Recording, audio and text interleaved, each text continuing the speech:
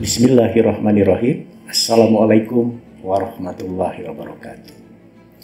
Tuan-puan yang berbahagia dan saudara-saudari yang saya hormati. Naratif sejarah daripada saya kali ini bersabit peristiwa yang nampaknya kurang diberi tumpuan oleh dua negara, yaitu Indonesia dan Malaysia. Peristiwa berkenaan adalah Megawati Soekarno Putri daripada Indonesia melakukan lawatan muhibah ke Malaysia dan dibagi ijazah kehormat doktor. Sebaik sahaja saya membaca berita berkenaan, saya segera membuat rencana pada hari Rabu, tarikh 4 hari bulan Oktober 2023 yang dibagi tajuk Megawati Soekarno Putri dan ijazah kehormat doktor daripada UTAR di Kuala Lumpur, Malaysia.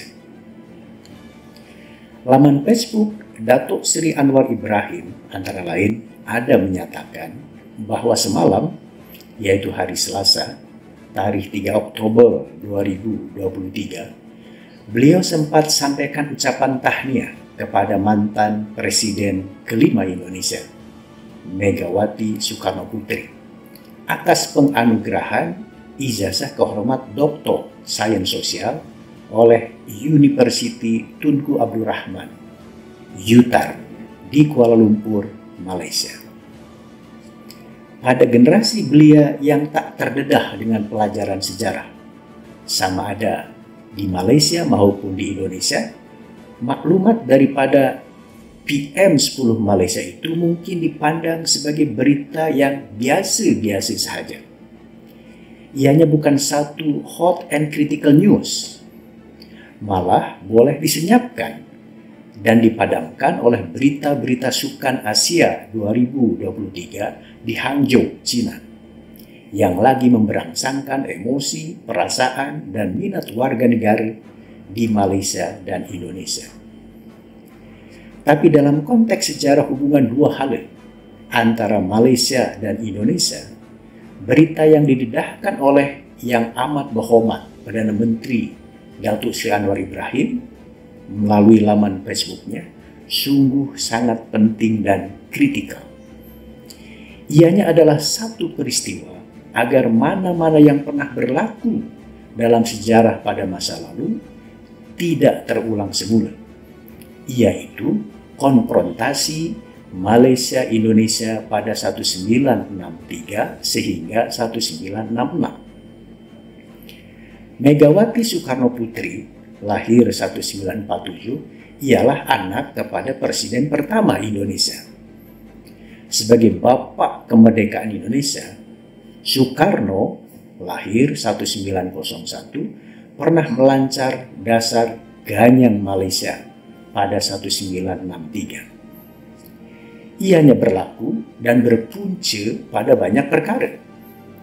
Masalah politik dalaman khasnya gesaan daripada PKI, Parti Komunis Indonesia, yang melabel negara Persekutuan Malaysia sebagai projek neokolonialisme, neokolonialisme dan imperialisme.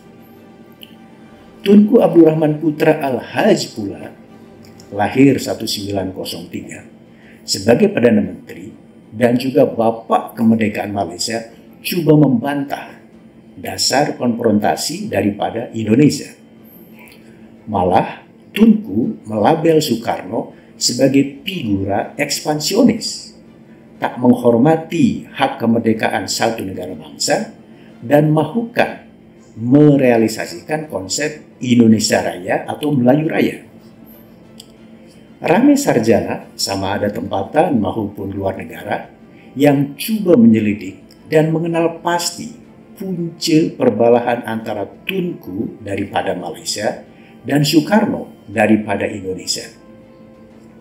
Salah sebuah dapatan yang menyeronokkan adalah dua figura berkenaan hakikatnya adalah berbeza kepribadian, latar belakang sosial, dan orientasi ideologi. Seperti sedia maklum bahwa Tunku ialah anak raja daripada negeri Kedah. manakala Soekarno ialah anak Cigu daripada Jawa Timur. Tunku adalah seorang bangsawan, manakala Soekarno adalah seorang marhaen. Tunku pula menuntut bidang undang-undang di London, luar negara, manakala Soekarno belajar arsitek pada Institut Teknologi Bandung di Jawa Barat, Indonesia, di dalam negeri. Tunku pula menjadi Presiden UMNO, United Malay National Organization, pada 1951, selepas ditinggalkan oleh Dato' Onn Jaafar.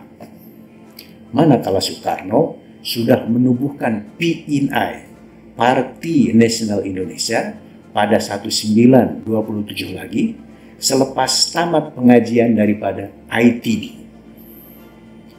Cogan kata Tunku dalam berpolitik adalah hidup Melayu dan merdeka dengan bertolak ansur. Manakala Soekarno bertegas menyatakan Indonesia menggugat dan merdeka sekarang juga. Natijahnya, dua figura pemimpin negara bangsa yang berbeza itu tiada amalan untuk bermuhibah, rapat dan mesra.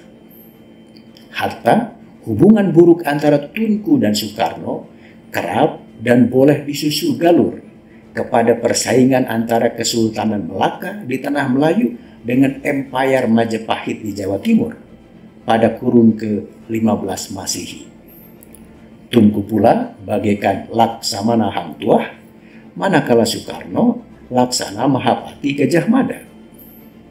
Walau bagaimanapun, kisah hujung kepimpinan dua bapak kemerdekaan adalah serupa.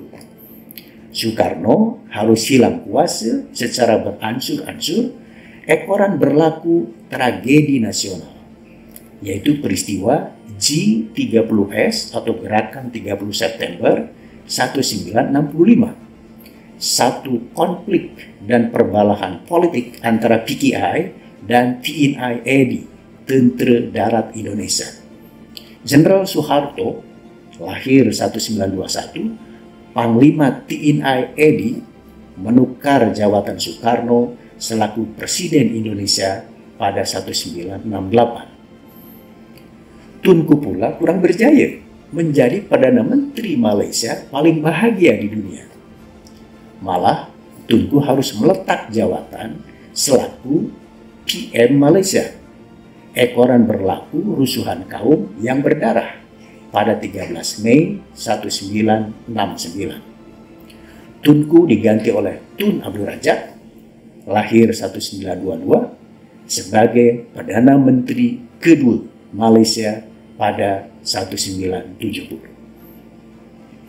Dengan wujud pertukaran kuasa tersebut, maka tamat pula konfrontasi Indonesia-Malaysia. Dua pemimpin baru, yaitu Tun Abdul Razak 1970 hingga 1976 dan Jenderal Soeharto 1968 sehingga 1998, sama-sama berazam memulakan sejarah baru, yaitu dasar ekonomi baru di Malaysia dan kerajaan Orde Baru di Indonesia, termasuklah merapatkan semula hubungan mesra dan penuh muhibah di antara dua negara bangsa yang kononnya serumpun sehingga sekarang. Balik semula kepada berita di atas bahwa Datuk Seri Anwar Ibrahim, lahir 1947, merakamkan tahniah kepada Megawati Soekarno Putri. Dalam perspektif sejarah hubungan dua hala Malaysia-Indonesia, perkara ini sangat kritikal dan relevan. Keraplah bermuhibah serta kongsi wawasan dan pengalaman dalam mentadbir urus kerajaan adalah kaedah jitu untuk membina kestabilan, keselamatan, kesejahteraan, dan kemajuan bagi negara bangsa Malaysia dan Indonesia di rantau Asia Tenggara. Sekian dan terima kasih. Salam muhibah tuan-tuan daripada warga Bandar Bandung. Wassalamualaikum warahmatullahi wabarakatuh.